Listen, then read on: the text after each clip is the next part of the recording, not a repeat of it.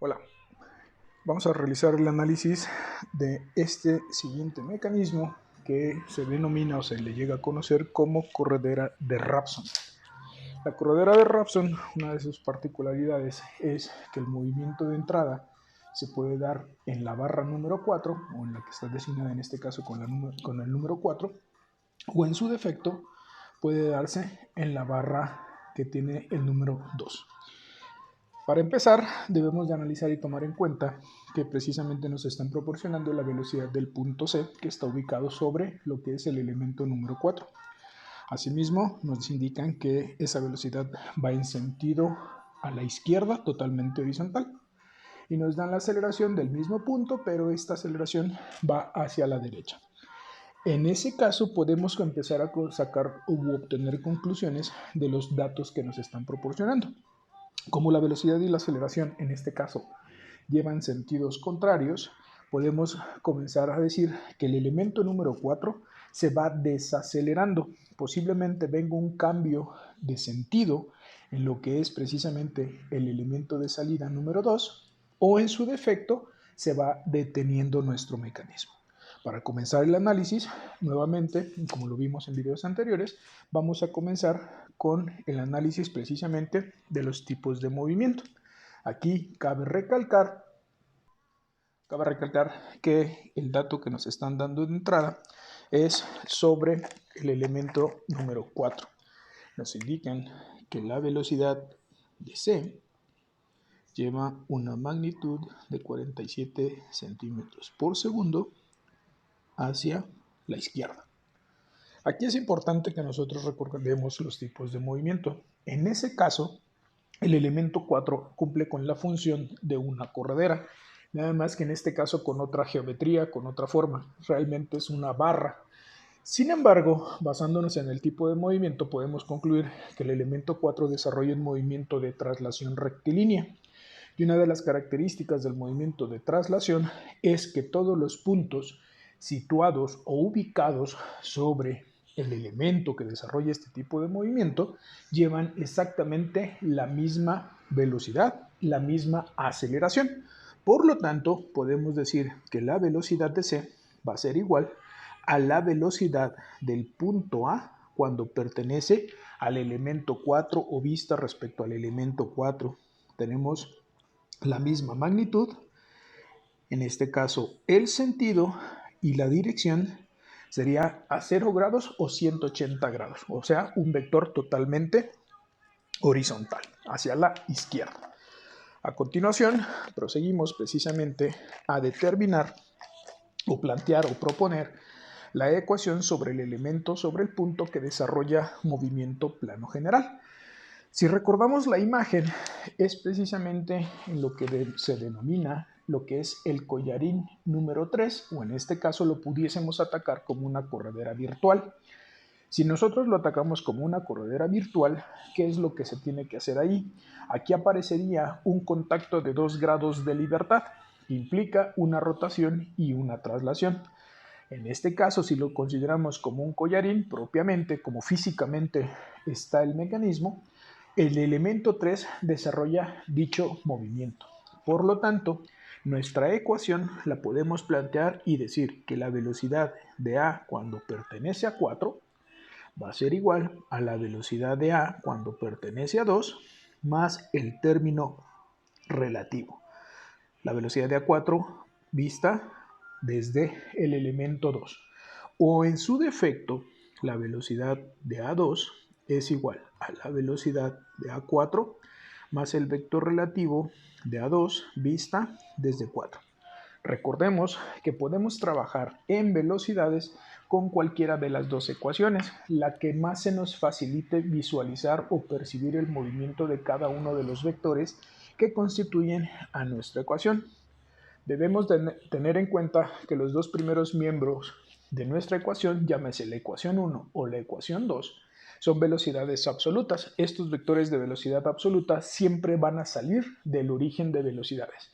Y los últimos términos, que vendrían siendo los vectores relativos, ese vector nunca va a tocar lo que es el origen de velocidades, a menos de que se presente una condición precisamente muy específica, lo que es una fase crítica de lo que es movimiento. En este caso voy a trabajar con la ecuación número 1. La velocidad de A4 ya la tenemos, es un dato conocido, ya vimos precisamente por qué hago esta equivalencia, se puede decir así. En el caso de la velocidad de A vista o percibido el movimiento desde el eslabón número 2, podemos decirlo de la siguiente manera o podemos indicarlo de la siguiente manera. En este caso, aquí tenemos el punto O2, que vendría siendo el eje de rotación del propio elemento 2. Represento lo que es el elemento 2 o el eslabón número 2. Voy a considerar por un instante que el punto A está situado a esa altura. En este caso voy a poner que este es el punto A. Como podemos observar, el elemento 2 está pivotado en uno de sus extremos, por lo tanto, el elemento 2 desarrolla una tendencia a girar o da vueltas completas en el mejor de los casos. Por lo tanto, debemos de generar un vector perpendicular al elemento 2 que se va a llamar la velocidad de A cuando pertenece a 2. Puede ir hacia arriba o en su defecto puede ir hacia abajo. En este caso no sabemos precisamente en qué sentido y mucho menos la magnitud tiene ese vector. Por lo tanto, lo único que podemos llegar a conocer de este vector que acabamos de trazar es precisamente su dirección. Nos indica el problema que el eslabón número 2 forma un ángulo de 60 grados respecto a la horizontal. En este caso, nos interesa la dirección del vector. Por lo tanto, esta dirección del vector la vamos a obtener como 90 menos 60. En este caso, el vector tendría una dirección de 30 grados. De esa manera, conocemos la dirección del siguiente vector absoluto que forma parte de nuestra ecuación. En el caso del término relativo, que es el que nos falta descubrir, precisamente la interpretación de cómo yo elegí la ecuación, en este caso podemos decir lo siguiente. Voy a representar lo que es el eslabón 2 y la interpretación es cuando 2 está fijo, cómo se va a mover ya sea la corredera, que sería el elemento 3 o la que contiene precisamente el punto A. En este caso, si nosotros consideramos al elemento 2, que es la guía como fija, la corredera va a deslizar de manera colineal a lo que es la guía. En este caso, este vector se llama la velocidad de A4, suponiendo que el elemento 2 está fijo. No conocemos magnitud, no conocemos sentido, sin embargo, sí podemos conocer la dirección de este vector. En este caso se mantiene la dirección que tiene precisamente el elemento número 2. De esta manera conocemos precisamente cada uno de los términos de nuestra ecuación.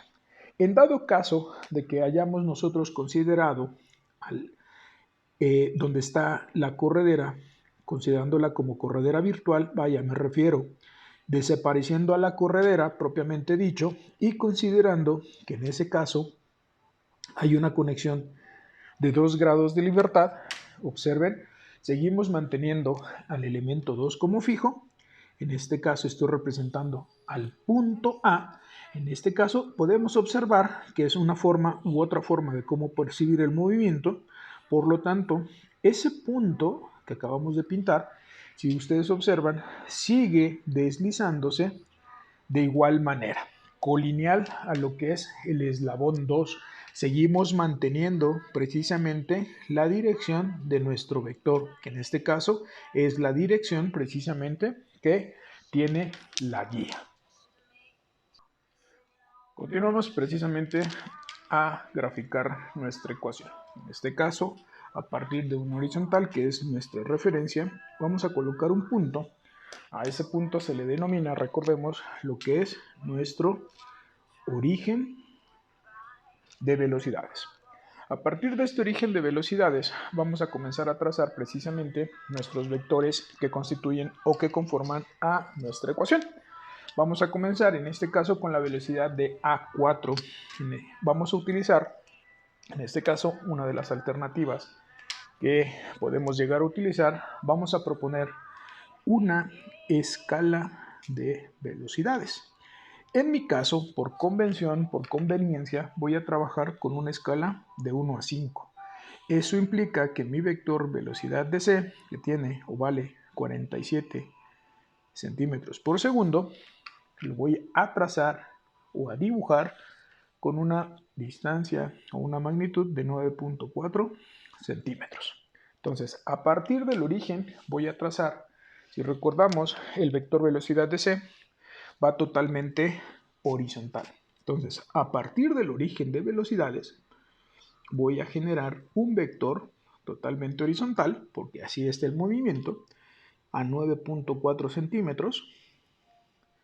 Este vector que acabo de trazar se va a llamar velocidad de A4.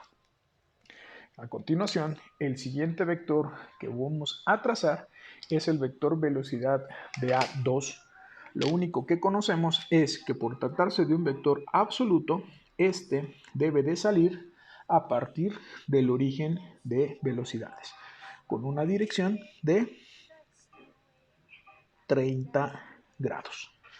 Como no conocemos la dirección, el sentido y la magnitud de este vector, en este caso nuestro vector lo voy a trazar hacia abajo y también lo voy a trazar hacia arriba. No conozco precisamente cuál sea el sentido y mucho menos la magnitud de este vector.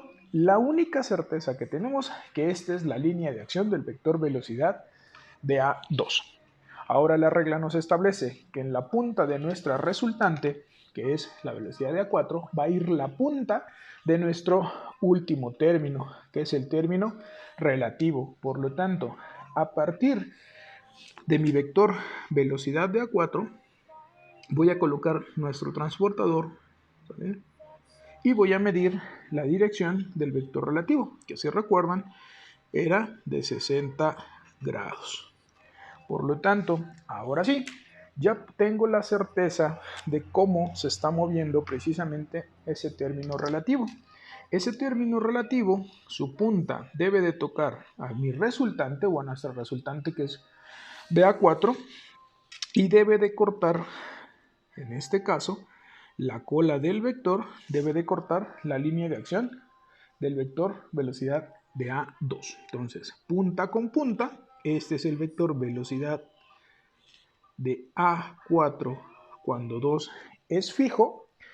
Aquí voy a indicar que tiene o lo trazamos con un ángulo de 60 grados. Y finalmente voy a colocar la magnitud y el sentido correcto del vector velocidad de A2. En este caso, por tratarse de un vector absoluto, recordemos, sale desde el origen con una dirección de 30 grados y el sentido iría hacia abajo. Este vector se llama velocidad de A2. A continuación, lo único que resta hacer es precisamente medir estos dos vectores y determinar su magnitud correctamente. Entonces, vamos a comenzar a medir el vector velocidad de A2. En este caso, lo que obtuve es un vector que aproximadamente mide 8.2 centímetros. La velocidad de A2 mide 8.2 centímetros y voy a multiplicar evidentemente por la escala.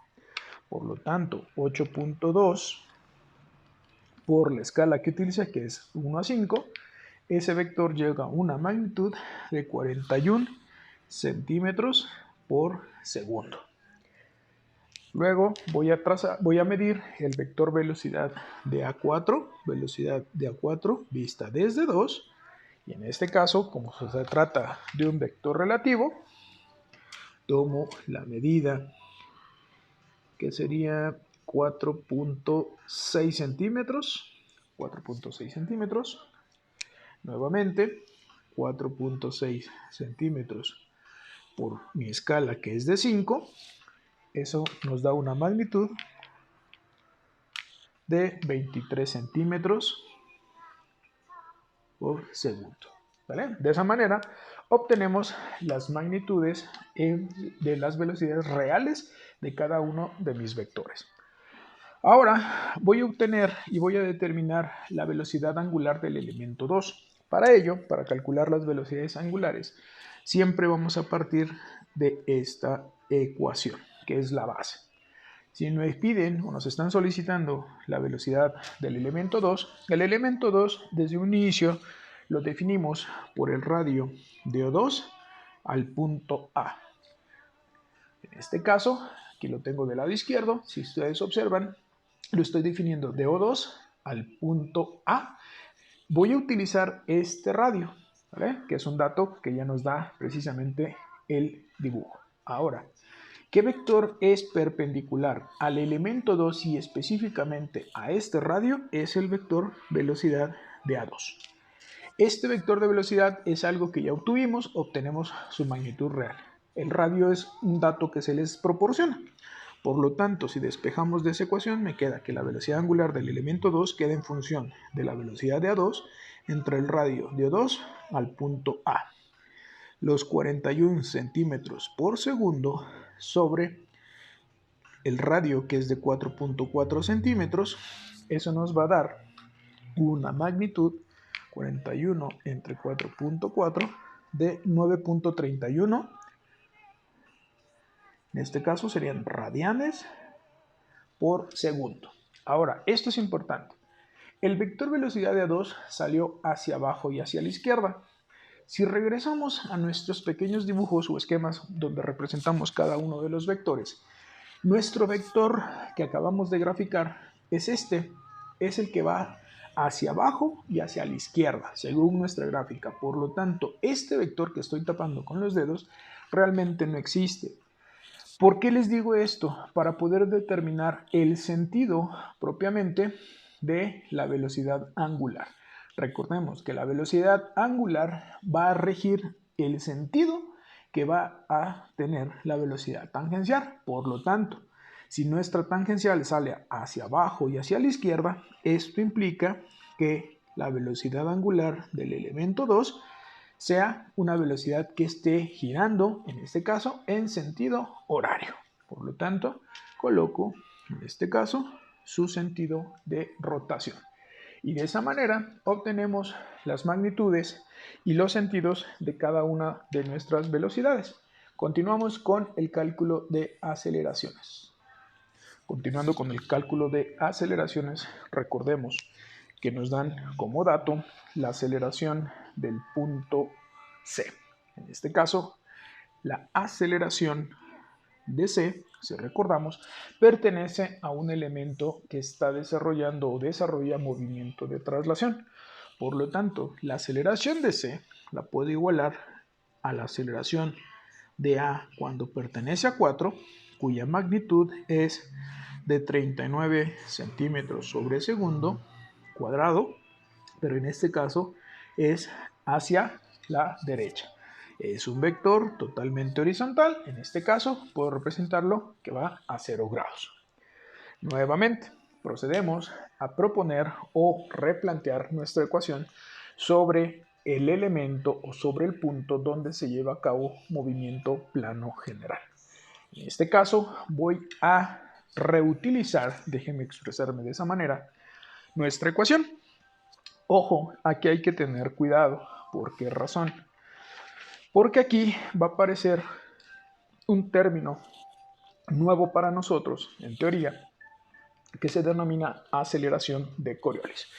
Ese vector o ese fenómeno, aceleración de Coriolis, va a aparecer en estos casos, por ejemplo, cuando la guía, en este caso es el elemento 2, por el hecho de estar pivotada, tiene o desarrolla una tendencia a girar o da vueltas completas. Esa es una de sus características. La otra, si la propia guía tiene radio diferente de constante, el hecho de que el collarín, en este caso, deslice sobre el elemento 2 implica que el radio que tenemos del punto O2 al punto A no es constante. Durante el ciclo de movimiento precisamente de nuestro mecanismo, este radio precisamente va a crecer o disminuir según sea la posición o la fase de movimiento en la cual nosotros deseamos hacer el análisis. Por lo tanto, la recomendación que se les da o que se les proporciona es que siempre utilicen la ecuación fijando la guía para que de esa manera consideremos y se tenga que considerar lo que es el término aceleración de Coriolis. Si nosotros quisiéramos o deseamos pintar la ecuación distinta a fijar la guía, obviamente nuestro problema estaría incompleto. En velocidades, si recuerdan, sí podemos trabajar con cualquiera de las dos. En aceleraciones, ahí sí tenemos ese tema específicamente con el término aceleración de Coriolis. Por lo tanto, como desde un principio yo propuse mi ecuación diciendo que la aceleración de A4 es igual a la aceleración de A2 más la aceleración de A4 cuando 2 está fija. Si recuerdan, aquí pueden ustedes observar que estoy fijando propiamente lo que es la guía, el elemento 2, porque rota y su radio no es constante. Y finalmente vamos a considerar el término aceleración de Coriolis. En este caso, si ustedes observan, de esa manera queda precisamente expresada nuestra ecuación. Primer miembro, nuevamente, término absoluto. Conocemos dirección, magnitud y sentido del vector. Es un dato que se les está proporcionando. En este caso, vamos a trabajar con los términos del punto A2. Aquí si recordamos, el elemento 2 está rotando. Por lo tanto, el elemento 2 va a tener o tiene dos componentes. La aceleración 2, como desarrolla una tendencia a girar o a rotar, en este caso vamos a tener un término A2 normal y otro término que se llama A2 tangencial. En este caso, la aceleración de A2 normal la podemos obtener con dos ecuaciones. Estas dos ecuaciones las utilizamos o las podemos utilizar de acuerdo a los datos que nosotros tengamos o que vayamos calculando. ¿A qué me refiero? Podemos utilizar la velocidad angular del elemento 2 al cuadrado por el radio de 2 al punto que nos interesa. O en su defecto, la velocidad tangencial de A2 al cuadrado entre el radio de 2 al punto A. En nuestro caso, como les había comentado, podemos trabajar ya sea con una o con otra. Es indistinto, nos va a dar exactamente la misma magnitud. Voy a utilizar esta segunda ecuación o la ecuación de la parte inferior. Voy a utilizar los datos reales o las velocidades reales, que en este caso tenemos que es una magnitud de 41 centímetros por segundo al cuadrado. Y el radio de O2 al punto A resulta ser o tiene una magnitud de 4.4 centímetros. Por lo tanto, la aceleración de A2 normal nos va a dar una magnitud 41 al cuadrado entre 4.4. Nos da una magnitud de 382 centímetros sobre segundo cuadrado. En el caso del término relativo, en el caso del término tangencial, en ese caso el término tangencial, observemos que es la aceleración de A2 tangencial va a ser igual. Dependemos directamente de la aceleración angular del elemento 2 que no conocemos, que no tenemos o no podemos determinar por el radio, nuevamente, de 2 al punto A. Por el hecho de que no la conozcamos, no implica que no la podamos determinar. Sin embargo, matemáticamente no la podemos obtener porque desconocemos precisamente los datos. En este caso, el término tangencial y el término angular. Por esa razón, nada más la voy a dejar expresada. Y físicamente, en este caso, vuelvo a representar a nuestro elemento número 2, que si recuerdan, es un elemento de esta manera. Este es el elemento 2, por aquí tenemos al punto A. Eso implica que el término normal siempre va a ir dirigido físicamente hacia el eje de rotación. En este caso tenemos la dirección que nos da el problema, que son los 60 grados. Perpendicular a lo que es el término normal, iría o va nuestro componente tangencial a 90 grados. En este caso, esta es la aceleración de A2 tangencial. Entre normales y tangenciales siempre hay 90 grados. De esa manera descubrimos las componentes del siguiente término absoluto. En el caso del término relativo hay que tener mucho cuidado. Nuevamente, la interpretación, en este caso, como lo veíamos en velocidades, es cómo se mueve ya sea la corredera o el punto. Les voy a dibujar a ambas, no pasa nada, considerándolo como collarín o en su defecto como corredera virtual. En ambos casos voy a colocar aquí, estamos considerando al elemento 2 como fijo. Por lo tanto, ya sea la corredera o ya sea el punto, va a deslizar colineal a lo que es la guía. Por lo tanto, vamos a generar un vector colineal a lo que es la guía. En ambos casos puede ir hacia arriba o puede ir hacia abajo. Este vector propiamente se va a llamar velocidad de A4 cuando 2 está fijo en ambos casos. Ojo, aquí hay que tener cuidado. ¿Por qué? Porque en este caso, cuando nosotros fijamos la guía, obtenemos una línea recta. Eso implica precisamente, o la recomendación es que si el punto o la corredera desliza respecto a una guía recta, no vamos a descomponer precisamente estos vectores. Aquí cometí un error, esta es la aceleración, perdonen, relativa.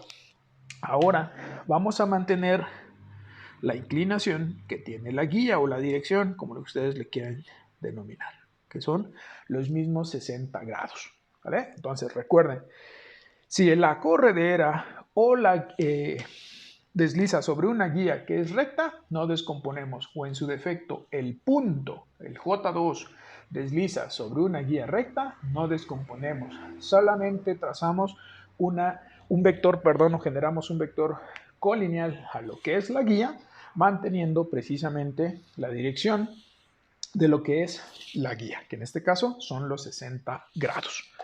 A continuación vamos a trazar precisamente el vector aceleración de Coriolis.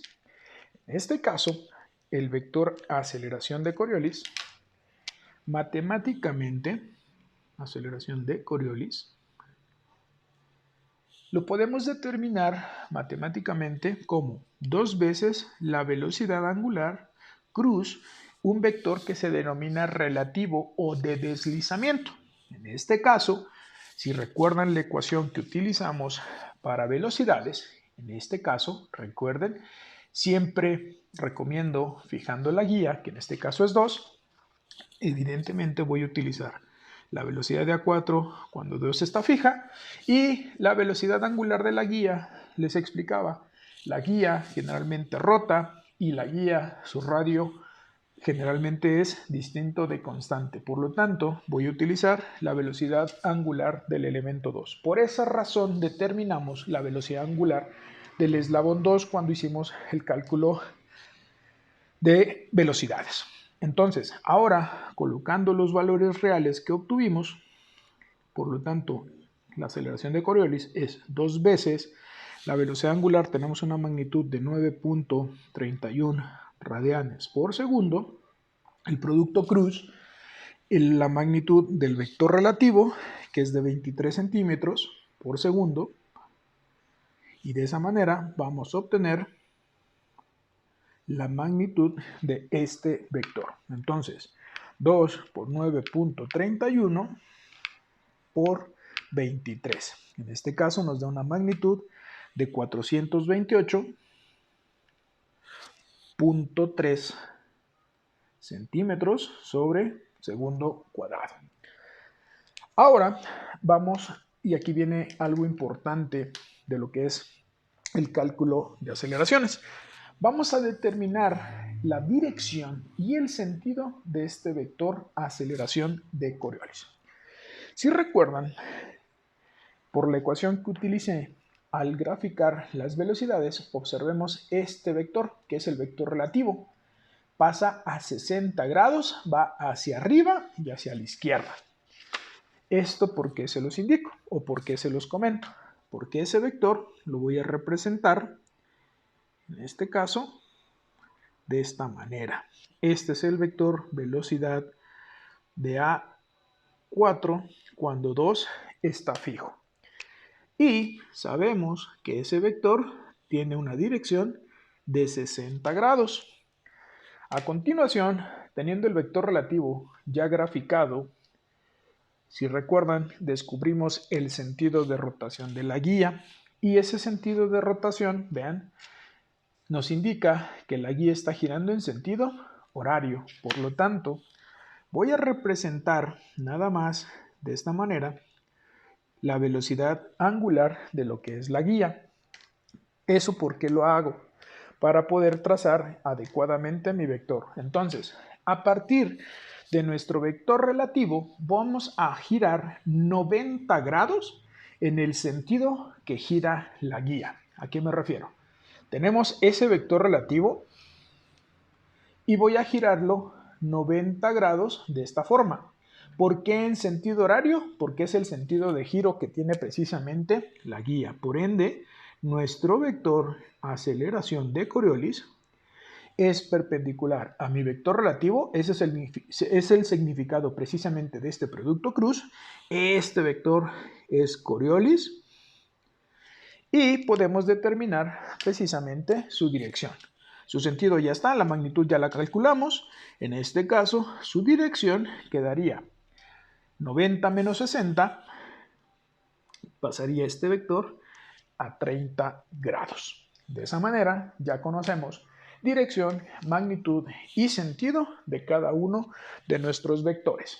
A continuación, lo único que vamos a hacer es reacomodar nuestra ecuación o voy a sustituir en mi ecuación general. En esta ecuación, a la cual yo denomino ecuación general, que de ahí empezamos a descubrir o a deducir cada uno de mis vectores, vamos a reescribirla. ¿Cómo la vamos a reescribir? Vean, esto es importante porque esta es una forma o la forma más práctica de cómo poder simplificar el trazado de la gráfica o del polígono. En este caso, si recuerdan, nuestra resultante es la aceleración de A4. Por lo tanto, conocemos en su totalidad, en dirección, magnitud y sentido, a nuestra resultante. A continuación, debemos de trazar los términos que constituyen a la aceleración de A2. Si recordamos, aquí lo tengo de este lado, conocemos en su totalidad la aceleración de A2 normal y a 90 grados de esta normal viene su componente tangencial. La recomendación es que después de la igualdad comencemos trazando el término del cual conozcamos mayor información, que en este caso es la componente normal.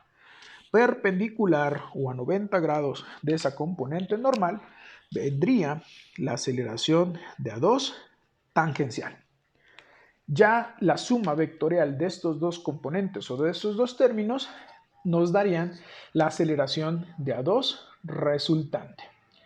Nos hacen falta dos términos específicamente, lo que es el término aceleración de Coriolis y el término relativo. Nuevamente, si conocemos la resultante en su totalidad, me refiero en magnitud, dirección y sentido, la recomendación es que mandemos al final, en este caso, el último término que vamos a graficar sea un término conocido.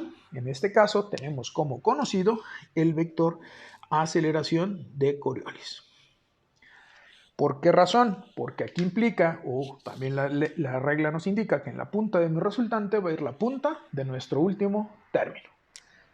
Perpendicular al término aceleración de Coriolis, vamos a trazar la aceleración relativa, que en este caso es el vector A4 cuando 2 está fija. Entonces, a donde quiero llevarlos es precisamente que en este orden, de esta manera, de izquierda a derecha, es como vamos a realizar la gráfica. Ahora vamos a elegir una escala adecuada para poder graficar los vectores. Aquí hay que tener en consideración que nuestros vectores generalmente se disparan. Esto es precisamente por la condición o los datos que nos está dando el problema. Por lo tanto, vamos a proponer una escala de aceleraciones. Esta es a conveniencia. Voy a proponer una escala según las magnitudes que obtuvimos previamente con todos los cálculos. Aquí es a conveniencia, como les comento. Vamos a trabajar una escala de 1 a 30.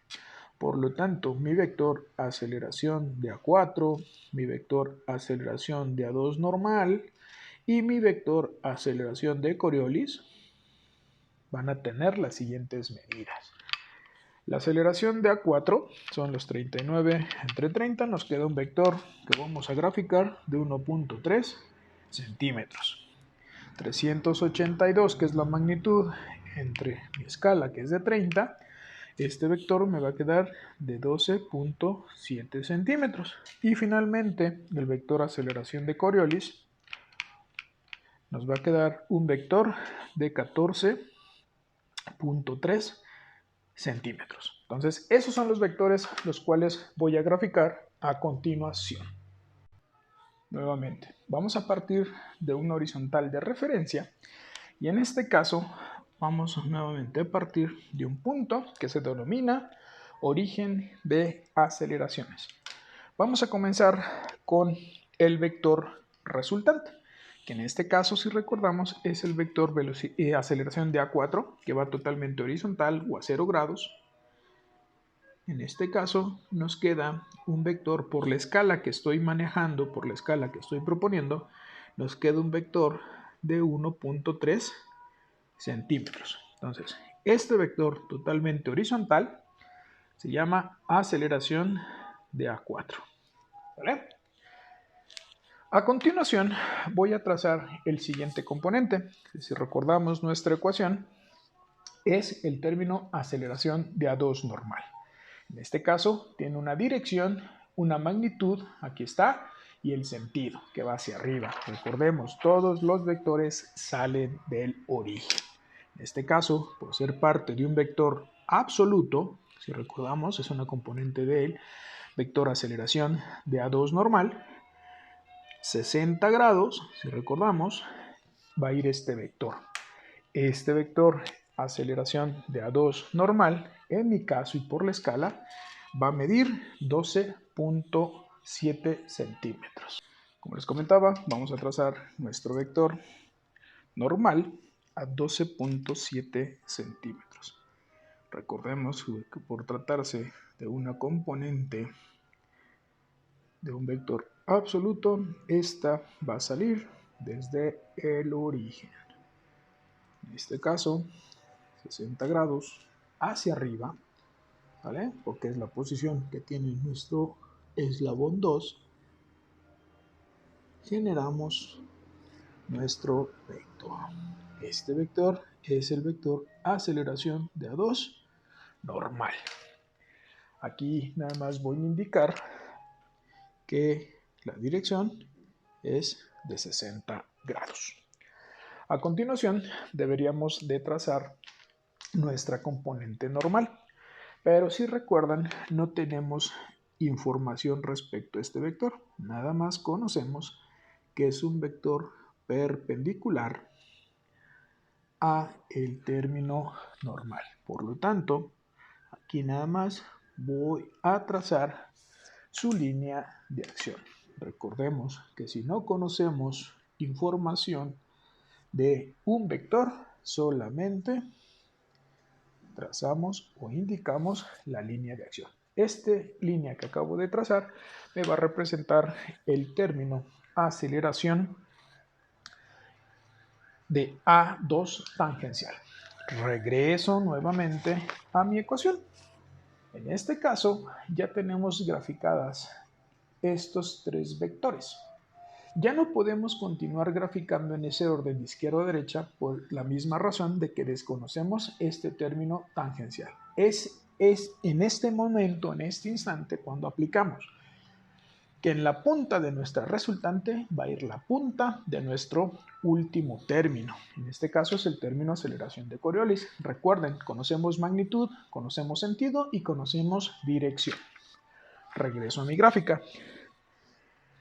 A partir del término resultante, que es A4, como propusimos la ecuación, voy a medir la dirección del término aceleración de Coriolis, que resultó ser un vector a 30 grados.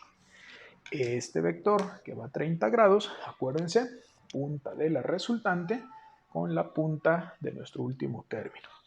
En mi caso, este vector debo de trazarlo o generarlo con una magnitud de 14.3 centímetros. Es esto debido a la escala que yo propuse. Punta de la resultante con la punta de nuestro último término. Punta, si recuerdan, Coriolis salió hacia arriba. Aquí está. Salió hacia arriba y hacia la derecha. Por lo tanto, la punta de Coriolis toca la punta de mi resultante. Este es el vector aceleración de Coriolis, que generamos o trazamos a 30 grados. Por lo tanto, perpendicular a este vector aceleración de Coriolis, vamos a generar nuestro vector relativo. Como les comentaba, perpendicular al término aceleración de Coriolis, vamos a trazar el vector aceleración relativa. Perpendicular. Y vamos a proyectar. En este caso estoy proyectando hacia arriba porque es la única forma que tenemos de poder cortar la línea de acción, si recuerdan, del término tangencial de A2. Por lo tanto, ahora sí, puedo trazar adecuadamente en magnitud y en sentido a nuestro término tangencial de A2. En este caso, tengo la certeza que el vector tangencial de A2 viene hacia abajo y hacia la izquierda. Entonces, este término es A2 tangencial y finalmente coloco el sentido adecuado de mi término relativo. En este caso, considerando que siempre viene un vector atrás de otro. Entonces, este vector relativo tendría que venir hacia abajo. Este vector relativo se llama aceleración de A4 cuando 2 está fijo. De esta manera nos queda el polígono de aceleraciones. Aquí, si ustedes observan, tengo que pegar hojas, evidentemente, porque se nos disparan las magnitudes de nuestros vectores. Esto suele suceder muy frecuentemente. En este caso, nos piden o nos solicitan determinar la aceleración del punto B, que si recordamos, el punto B es este punto que está libre sobre lo que es el elemento 2. Nosotros prácticamente graficamos hasta aquí. A continuación, lo único que voy a hacer es precisamente generar un vector resultante. Ese vector resultante va desde el origen hasta el punto donde está A2 tangencial. Este vector propiamente, o los vectores resultantes, generalmente, para que no me confunda a la hora de trazar los demás vectores, si se tratase de un mecanismo combinado, generalmente los trazo con línea punteada, al igual que las placas, si recuerdan, en velocidades. Por lo tanto, este vector se llama aceleración de A2 resultante. ¿Por qué hago esto? Porque voy a ubicar el punto B. El punto B, si recuerdan, está situado sobre el eslabón 2. En ese caso, si recordamos en velocidades, para ubicar un punto situado sobre un elemento, tenemos que utilizar la relación imagen entre dibujo. Para plantear la relación imagen entre dibujo, si recordamos un poquito, tenemos que utilizar precisamente lo que estamos obteniendo del polígono de aceleraciones y precisamente del dibujo que estemos trabajando. Por lo tanto, puedo plantear la relación y decir que de O2 al punto A2 en la imagen, esto entre O2 al punto A2 de mi dibujo, esto es igual. Lo puedo plantear de A2 a B en la imagen sobre A2 al punto B de nuestro dibujo. Finalmente, y otra alternativa, es utilizar la distancia total de O2 al punto B en la imagen sobre O2 al punto B de nuestro dibujo. Aquí quiero ser muy enfático en lo siguiente. Los tres puntos que están utilizando o que vemos precisamente en nuestra relación, los tres puntos por condición deben de permanecer sobre el mismo elemento, deben de pertenecer al mismo elemento o al mismo eslabón. Aquí si nosotros observamos, tengo el punto O2, tenemos el punto A y en el extremo inferior al punto B. Ajá. La recomendación que generalmente yo doy es utilizar la distancia más corta. En este caso voy a trabajar con estos dos primeros términos. Por conveniencia, por practicidad, como ustedes les gusten llamar. Todo lo que diga imagen lo vamos a medir de nuestra gráfica. Todo lo que diga dibujo, evidentemente es de la representación que ya tenemos. Por lo tanto, y despejando de esta relación, tenemos que de A2 a B en la imagen nos quedaría la relación de O2 al punto A2 en la imagen sobre O2 al punto A2 de nuestro dibujo por A2 a B del dibujo. Colocándole valores de A2 a B en la imagen tendríamos lo siguiente. Este dato de O2 al punto A2 en el dibujo es la distancia de O2 al punto A, que es de 4.4 centímetros. De A2 a B en el dibujo es de 2.6 centímetros. Lo único que voy a hacer es obtener esa distancia que les comentaba, que vendría siendo este vector relativo. ¿A qué me refiero? En el origen de aceleraciones, que es este punto donde estoy señalando con mi dedo, ese es el punto O2 o el eje de rotación. El punto A2 quedaría situado en este lado, en este punto donde está precisamente la punta de flecha de nuestra resultante. Por lo tanto, tomamos esta medida y en mi caso nos mide 18.3 centímetros. Regreso a mi hoja de cálculo. Tenemos 18.3 centímetros. Por lo tanto, de A2 al punto B en la imagen tendríamos los 18.3 sobre 4.4 por 2.6 centímetros. Tendremos una distancia de 10.8 centímetros. Entonces, esta distancia que acabamos de obtener de A2 al punto B en la imagen, que es de 10.8 centímetros, la vamos a medir en nuestra imagen, en nuestra gráfica, en nuestro polígono, precisamente a partir del punto A2, con la misma inclinación o con la misma dirección. Nada más recordemos que el punto B es un punto libre, se puede decir así, perteneciente al eslabón 2. Por lo tanto, a 10.8 centímetros a partir de A hacia arriba, podemos trazar, y voy a trazar precisamente con línea punteada, porque aquí nada más estoy indicando la pura distancia que existe del punto A2 a nuestro punto B. Por lo tanto, si yo quiero convertir o determinar la aceleración de ese punto, lo único que tengo que hacer es precisamente generar a partir desde el origen de aceleraciones al punto que acabamos de obtener.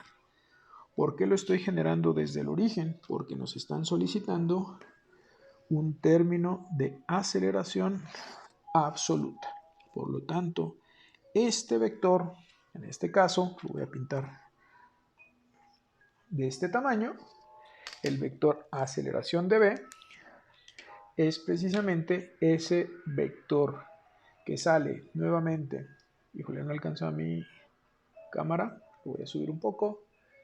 Es desde el origen, que sale del lado izquierdo, hasta el punto que acabamos de obtener. Aquí, si ustedes observan, estuve pegando hojas. Esto suele suceder en estos casos. ¿Por qué razón? Porque lo que les comentaba, se disparan los valores precisamente, entonces es un poco complicado saber con qué escala vamos a dibujar, o bueno, no tanto la escala, sino de qué lado va a salir precisamente lo que es el polígono.